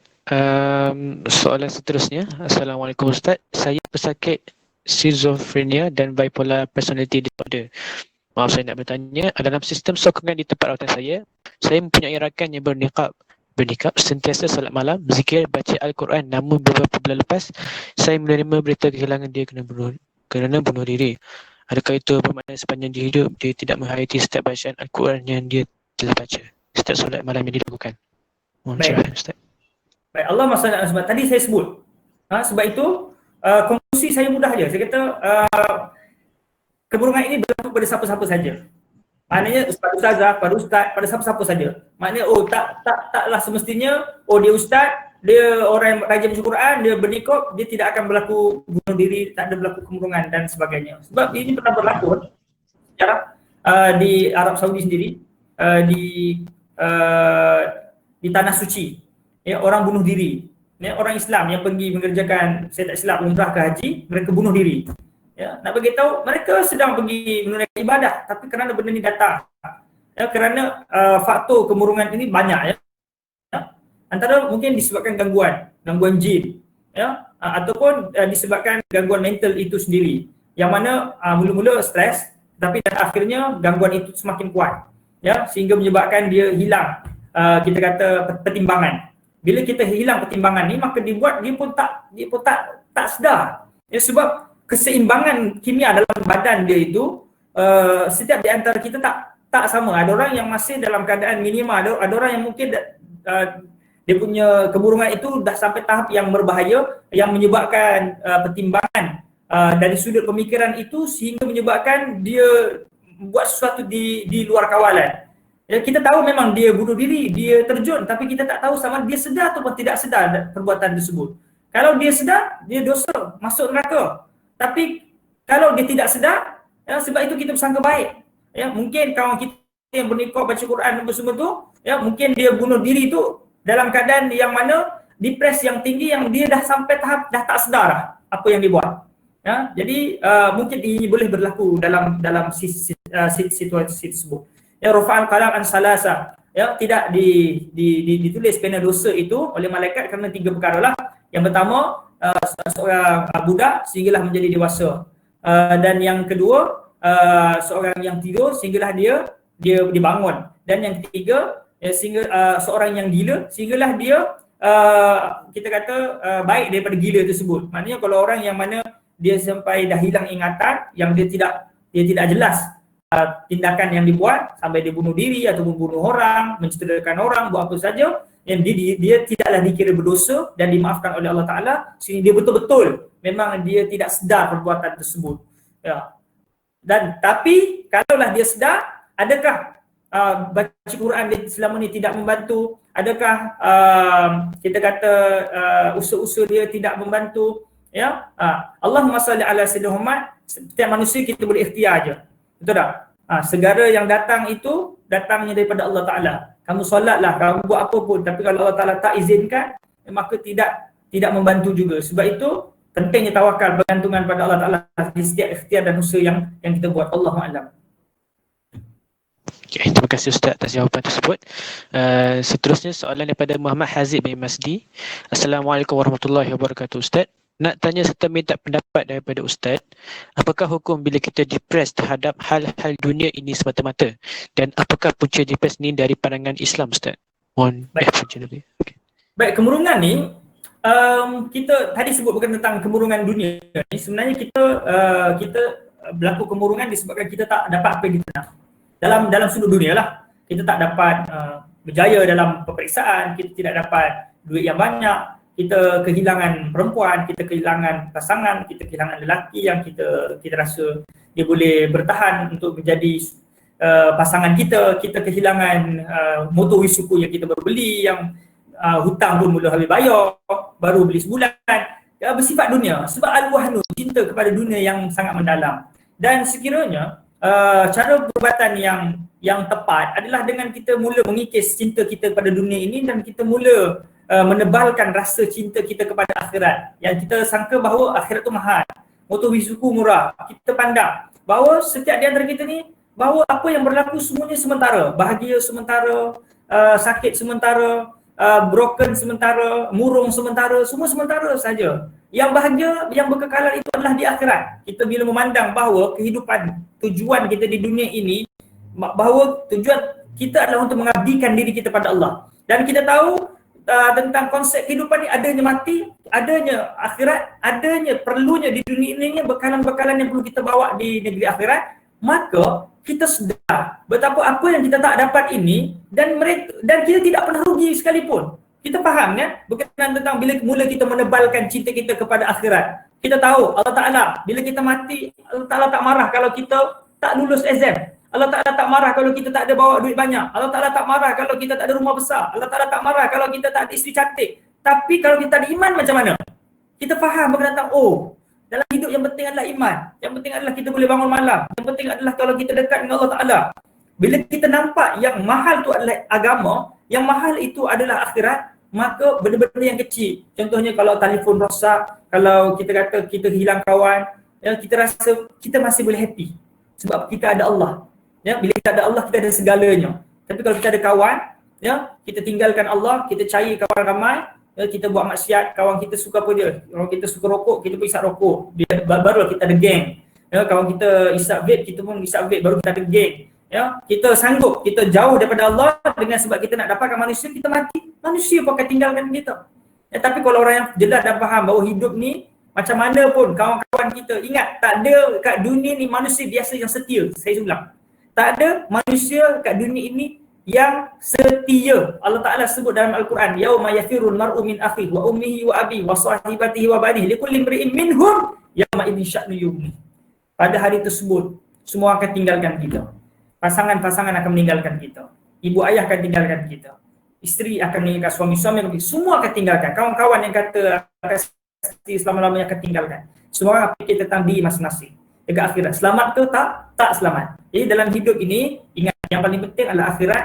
Mula menebalkan rasa cinta pada akhirat, mula mengikis rasa cinta pada dunia, maka apa yang berlaku ini, apa depression, kemurungan yang berlaku di dunia disebabkan dunia ini akan menyebabkan mula mereda. Sebab apa dia? Kita faham bahawa dunia ini sementara. Kalaulah kita ditinggalkan oleh lelaki, ditinggalkan oleh perempuan, dunia ini sementara. Tak ada yang kekal. Yang kekal tu Allah. Jadi itu akan menyebabkan kita semakin termotivasi. Silakan. Okey, insyaAllah. Terima kasih Ustaz atas jawapan sebentar tadi. Kita ke soalannya terakhir, Ustaz. Ya, Assalamualaikum Ustaz. Maaf bertanya. Tapi saya mahu bertanya, bagaimana meningkatkan lagi keyakinan kepada Allah sehingga akhir hidup kita di dunia? Allahumma salli ala sayyidina Muhammad. Untuk nak meningkatkan keyakinan kita kepada Allah SWT, kita perlu beberapa elemen lah. Ya, sukalah Ustaz sebutkan secara laju ya, berkenaan cara untuk kita meningkatkan keyakinan kita kepada Allah Subhanahu wa taala. Yang pertama, kita mestilah ya percaya bahawa alam semesta ini yang menciptanya adalah Allah Subhanahu wa taala. Yang kedua, kita mestilah menjadikan kita mesti percaya bahawa Allah Taala jadikan dunia ini tidak sia-sia. Ya. Dan yang ketiga, kita mesti beriman ya bahawa Rasulullah itu sebagai rasul yang mengutuskan Allah mengutuskan rasul sebagai memberi berita gembira dan juga yang menyelamatkan kita semua. Dan yang keempat, kita mestilah beriman bahawa matlamat ya kita diciptakan ni adalah untuk mengenal Allah Subhanahu wa taala. Ya, dan yang kelima, kita mestilah beriman bahawa ganjaran orang mukmin itu adalah syurga. Ini cara kita nak sebagai untuk orang yang depres dan sebagainya. Ingat, bila kita ada masalah, kita tahu bahawa hadiahnya syurga, sabar syurga. Ya, dan yang keenam, kita mestilah beriman bahawa kebaikan dan kejahatan itu adalah pilihan anda sendiri. Ya, anda yang pilih untuk jadi stres. Ya, dalam dunia ni ada dua. Satu bahagia, satu derita. Awak yang pilih jadi derita. Sebab apa dia? Awak yang pilih untuk cinta yang mendalam pada dunia. Awak yang pilih bukan tentang apa dia. Dan depresi ada dua. Satu yang boleh pilih, satu yang tak boleh dipilih. Yang tak boleh dipilih sebab keturunan. Yang tak boleh dipilih mungkin sebabkan kita kata pengambilan ubat, ya, environment dan sebagainya. Ada benda yang boleh pilih dan tak boleh pilih. Yang tak boleh dipilih sebab kamu sabar, kamu dapat syurga. Yang boleh pilih, kamu sepatutnya elakkan. Tapi kalau kamu dah tak boleh elakkan, kamu dah terjebak sekarang, apa kamu buat? Kamu kena usaha untuk apa dia? Untuk elakkan diri kamu daripada terus depres. Itu jelas ya. Dan kita kena faham, percaya bahawa kehidupan kita ni pilihan kita. Kita buat dosa, kita buat pahala, itu pilihan kita. Ustaz, saya buat zina ni kan semua telah ditulis oleh Allah. Macam mana kamu tahu? Ya, bila orang cakap macam tu, kita tampar di sebiji. Pam. Ya, ini pun telah ditakdirkan oleh Allah. Kita cakap dengan dia. Ya, tapi itu dalam hidup ni pilihan kita. Dan yang ketujuh, kita kena beriman bahawa urusan ciptaan undang-undang adalah hak mutlak Allah. Ini cara ya kita nak kuatkan iman kita. Dan yang seterusnya, berusaha mengetahui nama-nama dan sifat Allah Ta'ala. 99 nama Allah Ta'ala, cuba baca, cuba hayati nama-nama sifat Allah Ta'ala itu. Dan yang ke-10, kita mesti yakin bahawa pendapat para salaf tadi saya dah sebut berkenaan tentang akidah tadi, kita serahkan ayat-ayat mutasyabihat, ayat-ayat yang berkenaan tangan Allah Ta'ala di langit, kita serahkan kepada Allah Ta'ala seperti mana para salaf menyerahkan kepada Allah. Dan yang ke-12, ya, kita mestilah tidak menyekutukan Allah Ta'ala. Solat kena ikhlas, belajar ikhlas. Proses, nak buat kek proses. Tak ada kita ting jadi kek. Maknanya dalam kehidupan kita belajarlah untuk apa dia? Untuk jadi baik walaupun belum baik. Kita proses nak jadi baik ni kan. Saya tak nak solat lah, saya tak nak baca Quran lah. Sebab apa dia? Kalau saya solat bukan saya ikhlas pun. Ingat, semua kebaikan ni proses. Walaupun kadang-kadang kita buat dalam kadar riak, buat je. Lama-lama insya-Allah dia akan menjadi seronok dan kita akan ikhlas. Dan yang seterusnya, belajar apa untuk takut pada Allah Ta'ala ya, dan dalam erti kata apa dia? Jauhi larangannya dan menyebabkan kita semakin dekat dengan Allah Ta'ala. Dan yang ke-14, ya, kita mestilah sentiasa ingat pada Allah Ta'ala dan sentiasa berzikir. Yang ke-15, saya wajib mencintai Allah dengan sebenar-benar cinta ya. Dan yang ke-16, saya mestilah tawakal kepada Allah. Yang ke-17, saya mestilah mensyukuri nikmat Allah. Yang ke-18, saya mestilah sentiasa beristighfar, memohon ampun pada Allah. Dan yang ke-19, saya mestilah sentiasa merasa kita diawasi oleh Allah Ta'ala. Ya, apa yang kita buat baik buruk semua itu akan ditanya oleh Allah Ta'ala, akan dipertanggung dan kita kena jawab di hadapan Allah Subhanahu wa Ta'ala. Ini cara-cara untuk kita menguatkan akidah kita, kepercayaan kita kepada Allah Subhanahu wa Ta'ala. Sangat panjang, ya, sahabat-sahabat boleh Google dekat dalam Google lah. Nak tajuk dia buku yang sangat hebat berkenaan tentang macam mana nak kuatkan keimanan kita, pendirian kita dalam dunia moden pada hari ini. Tajuk dia Maza ya'ni intima' lil Islam, ataupun ayat bahasa Melayunya, apa artinya saya menganut Islam. Saya ulang, mungkin ada sahabat yang boleh tanya, apa artinya saya menganut Islam. Apa artinya saya menganut Islam, yang ditulis oleh Allahumma salli ala sayyidina Muhammad Dr. Fathiyakan yang telah meninggal dunia pada tahun 2009. InsyaAllah baca buku tu, hayati, insyaAllah kita akan dapat kekuatan untuk mendapatkan keimanan itu, insyaAllah. Okay, insyaAllah. Terima kasih Ustaz atas perkongsian sebentar tadi. Kita pun sudah berada di akhir program, jadi saya ingin Ustaz memberi sedikit kesimpulan lah tentang uji pandangan Islam ni. Sedikit ringkas dan padat Ustaz. Baik, Allahumma salli ala Sayyidina Muhammad. Berkenaan tentang depression, kemurungan. Setiap di antara kita ada ujian dia, ya, tak banyak sikit, tapi semua itu perlu diurus. Ya, jangan dibiarkan, jangan dibela. Ya, kalau kita kata setiap di antara kita tu ada masalah, ada ujian, kita urus. Jangan kita biar tidur je, jangan. Ya, ingat dia tidak akan selesai. Masalah, ya, kita dalam hidup ini bukannya kita nak benda tu tercapai ataupun tidak tercapai, tetapi dalam hidup kita akan tenang apabila kita cuba berusaha, ya, yang terbaik untuk kita menyelesaikan masalah. 5 minit yang terakhir ni, Ustaz nak berpesan pada sahabat-sahabat semua. Sahabat-sahabat stres sebab apa? Sebab saya belajar, saya gagal. Saya belajar, nanti kalau saya gagal, macam mana masa depan saya? Sahabat-sahabat, dalam hidup ni belajar untuk ikhlas. Siapa yang ikhlas, dia akan bahagia. Belajar kenapa? Belajar kerana 2 perkara. Yang pertama, belajar kerana nak mendapat pandangan Allah, redha Allah. Yang kedua, belajar nak menghilangkan kejahilan diri kita dan kejahilan pada orang lain. Kalau ada sahabat-sahabat kita, yang mana apa dia? Yang mana tak pandai, kita turut bantu sama. Jangan kita pentingkan diri sendiri. Ya, bila kita belajar ikhlas, kita tak kisah pun kita gagal ke tidak gagal. Sebab apa dia? Sebab Allah Ta'ala tahu kebaikan diri kita. Gagal baik, tak gagal pun baik. Sebab kita cuma menyangka bahawa ini adalah kita punya apa dia? Inilah yang kita kata segala-galanya. Itu yang bagi stres. Berapa ramai orang yang tak boleh berjaya pun. Berapa ramai yang orang yang ada sijil, dia belum tentu dapat kerja. Jadi kita jangan letakkan dekat otak kita bahawa ini adalah segala-galanya. Tak, belum segala-galanya lagi. Kita belajar tujuannya untuk dapat ilmu. Tujuannya apa dia? Tujuannya untuk menambahkan ilmu kita, kerana ini adalah tuntutan dalam agama. Ya, kalau gagal sekalipun, Ustaz, saya dah belajar dengan ikhlas, saya belajar dapat ilmu ni sebab tuntutan agama. Talibul ilmi fardhatun 'alal muslim, untuk ilmu itulah wajib, maka saya dah belajar sesungguhnya. Kalau gagal sekalipun, saya redha. Saya nak pandangan Allah, walaupun manusia tak puji saya, saya tidak dijemput pada hari graduasi untuk pegang sijil yang hebat, dapat pointer yang hebat, tapi tak apa, saya redha. Inilah semampu saya. Orang yang jaya bukanlah orang yang mana dia sentiasa berjaya, tak. Tapi orang yang berjaya adalah orang yang tidak pernah berputus asa. Dalam hidup ni jangan pernah putus asa walau apapun yang berlaku dalam hidup. Walaupun kita murung, kita dah cuba untuk hilangkan stres, buat macam-macam, tapi gagal, ingat, kejayaan itu pada Allah. Awak boleh berjaya walaupun tanpa usaha. Saya ulang balik, awak boleh berjaya walaupun tanpa usaha. Tapi sunnatullah manusia ini adalah kena berusaha. Allah Ta'ala boleh beri kejayaan, ya, bila-bila masa saja, tapi Allah Ta'ala nak tengok usaha kita. Kita tengok sirah bagaimana Nabi Ibrahim ketika mana dibakar. Burung pipit membantunya hanya dengan ambil air yang mana ada di paruhnya. Adakah dengan air yang di paruh pipit tersebut boleh memadamkan api yang sedang membakar Nabi Ibrahim? Tidak.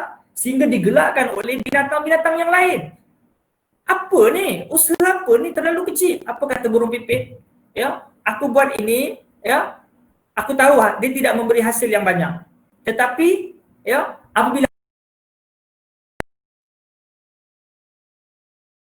dunia itu, aku jawab apa usaha aku dalam apa dia. Begitu juga diri kita. Hasil nombor 2. Sekarang sahabat-sahabat, buat je. Tadi saya dah listkan banyak, ya, berkenaan tentang kaedah-kaedah macam mana cara nak menghilangkan depresi, stres, kemurungan. Kita buat dulu, buat. Ya, hasil nombor 2. Ya, Allah Ta'ala boleh je nak jadikan awak suruh bahagia. Tapi kenapa ujian tu datang? Saya dah sebut tadi, ujian tu datang tujuannya supaya nak kuatkan diri kita, tujuannya nak mengampunkan kita, nak mengekspreskan kita ke syurga, nak ampunkan dosa kita, nak meningkatkan martabat kita, nak apa dia? Nak beri ruang muhasabah pada diri kita supaya kita tidak leka dengan kesenangan, ya. Dan sahabat-sahabat yang dirahmati sekalian, mudah-mudahan perkongsian Ustaz yang sedikit ini memberi impak, memberi input yang banyak. Ustaz tahu ada beberapa soalan yang mungkin Ustaz tak dapat jawab semua, tapi Ustaz meninggalkan nombor telefon Ustaz. Sekiranya sahabat-sahabat yang ada masalah, kita boleh berhubung lagi selepas ini pada nombor WhatsApp Ustaz 0112 055 8112. Ustaz ulang 0112 055 8112. Ustaz akan jawab ketika mana Ustaz lapang. Ya, Ustaz akan jawab on the spot. Ya, ataupun boleh PM di IG Ustaz Naim_UNS ataupun pada Facebook Ustaz Naim Sa'dun. Ya, boleh terus direct PM dan kita maknanya kita persahabatan kita tidak berhenti di sini. Sahabat-sahabat juga boleh kita berhubung selepas daripada ini di media sosial insya-Allah. Sebarang motivasi dan sebagainya yang diperlukan yang Ustaz boleh bantu sedikit sebanyak, Ustaz akan sama-sama bantu insya-Allah. Terima kasih. Terima kasih Ustaz. Alhamdulillah. Terima kasih Ustaz kesimpulan yang ringkas dan padat kepada kami, juga telah memberikan input-input yang berkesan terhadap TPC dalam perangai Islam ini. Saya juga ingin mengucapkan ribuan terima kasih kepada Ustaz kerana sudi dan hadir dalam program ini menjadi ahli panel kami. Mohon maaf jika saya tersalah bicara, tersilap kata dan segalanya. Dan saya juga ingin mengucapkan terima kasih kepada hadirin dan hadirat sekalian kerana sudi meluangkan masa bersama kami pada program TPC dalam pandangan Islam pada malam ini. Jadi saya nak minta partisipan untuk buka kamera sebentar, kita bergambar sekejap.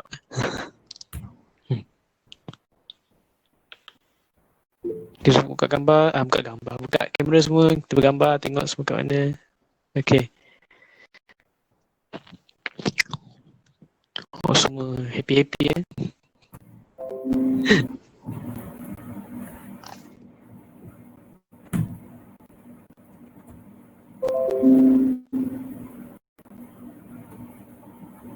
Right. Sekejap Ustaz. Okey. 1, 2, 3. Lagi 1, 2, 3. Okey, terima kasih. Terima kasih semua. Terima kasih Ustaz untuk malam ni Ustaz. Semoga sukses Ustaz. Maaf, saya silap. Assalamualaikum. Waalaikumsalam. Terima kasih Ustaz.